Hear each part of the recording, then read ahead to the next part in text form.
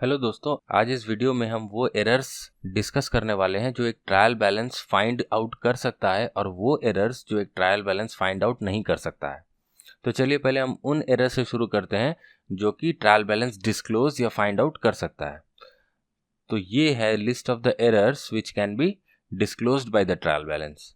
तो सबसे पहले इसमें है errors in posting from the book of original entry.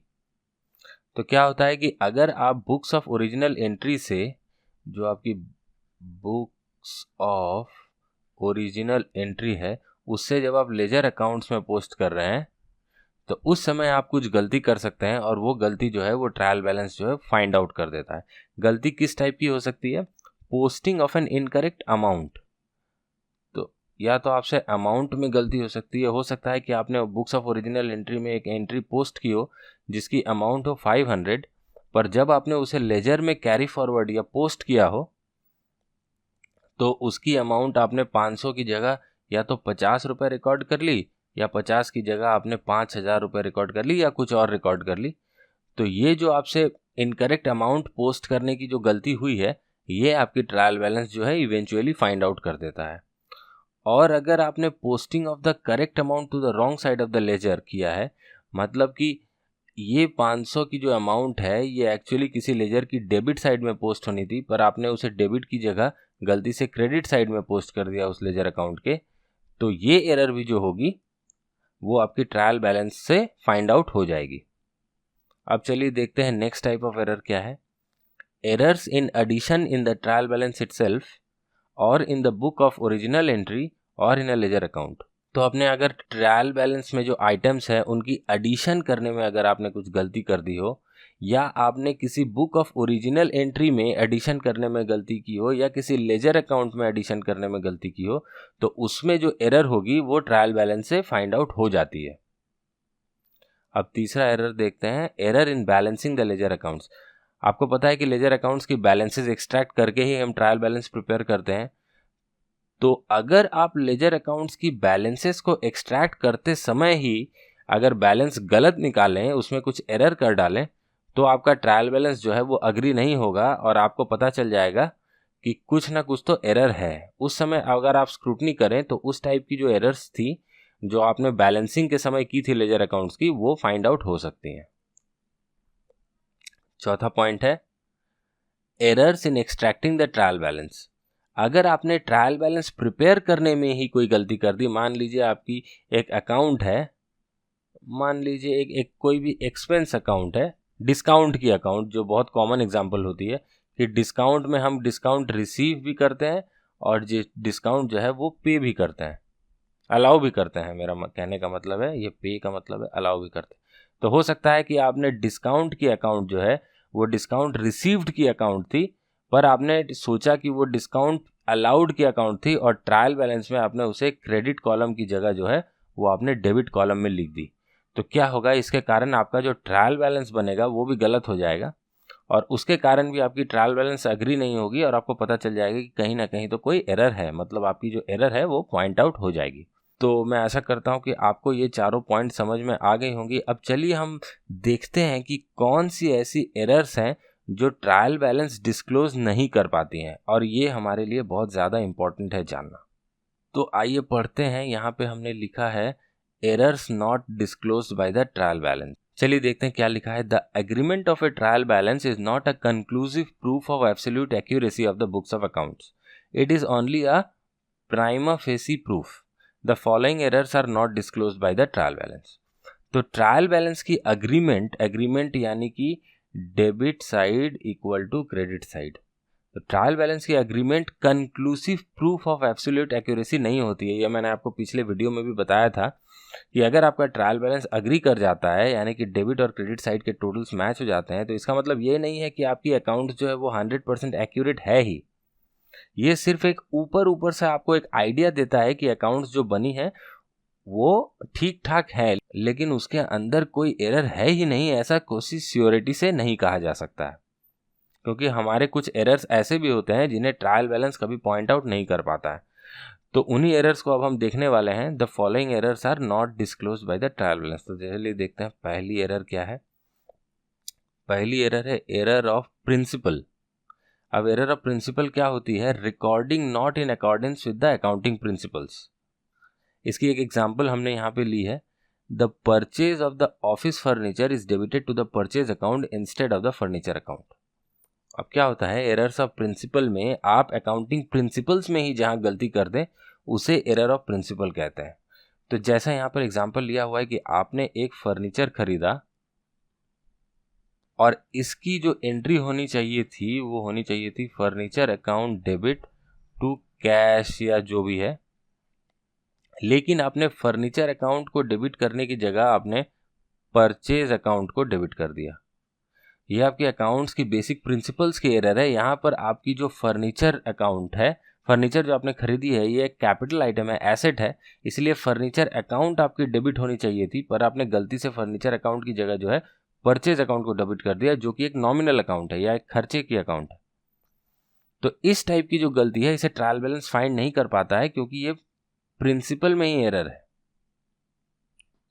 अब चलिए नेक्स्ट टाइप का देखते हैं, ओमिशन और डुप्लीकेशन। ओमिशन और डुप्लीकेशन का मतलब, पहली बात, ओमिशन का मतलब है कि आपने किसी भी तरह की ट्रांजैक्शन या किसी इवेंट जो आपके बिजनेस में हुई, मॉनेटरी इवेंट को पूरी तरह से बुक्स में रिकॉर्ड करना ही आप भूल गए या ओमिट कर दिए किसी तरह गलती से। तो अगर आप किसी एंट्री को रिकॉर्ड ही नहीं करेंगे, उसको मिस कर देंगे रिकॉर्ड करना, तो उसकी ना तो डेबिट एस्पेक्ट रिकॉर्ड होगी ना क्रेडिट एस्पेक्ट रिकॉर्ड होगी। इसके कारण जो है आपके अकाउंट्स में ये एरर जो है कभी ट्रायल बैलेंस फाइंड आउट करके आपको दे नहीं पाएगा, क्योंकि इस ट्रांजैक्शन की तो कोई एंट्री ही नहीं हुई है, ना डेबिट ना क्रेडिट। इसलिए आप जब ट्रायल बैलेंस बनाएंगे तो ये ट्रांजैक्शन कंप्लीटली आपके अकाउंट्स की परव्यू से बाहर ही रहेगा और आपका ट्रायल बैलेंस जो है वो भी मैच कर जाएगा, और ऐसी कोई एरर हुई है ये आपको ट्रायल बैलेंस नहीं बता पाएगा। सेम केस, अगर आप एक एंट्री को एक बार की जगह 2 बार रिकॉर्ड कर लेते हैं, यानी कि ड्यूप्लीकेशन करते हैं, 2 बार से ज़्यादा बार भी आप रिकॉर्ड करते हैं, तो आप डेबिट और क्रेडिट दोनों साइड्स में उतनी बार ही वो गलती दोहरा रहे हैं।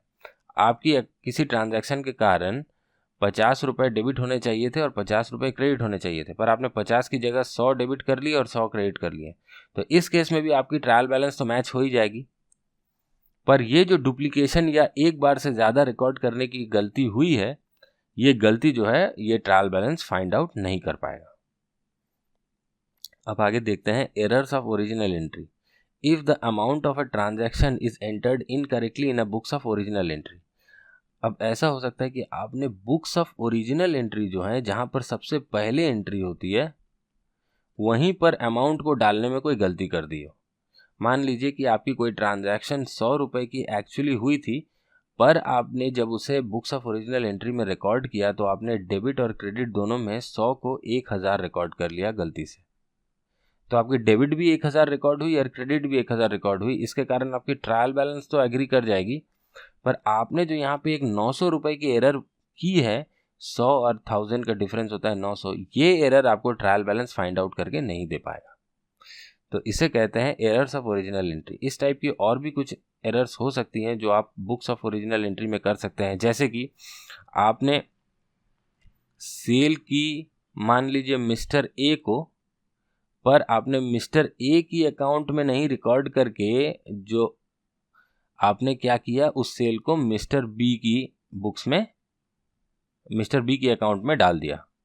यानी कि आपने एंट्री पास करते समय मिस्टर ए को डेबिट करने की जगह मिस्टर बी को डेबिट कर दी।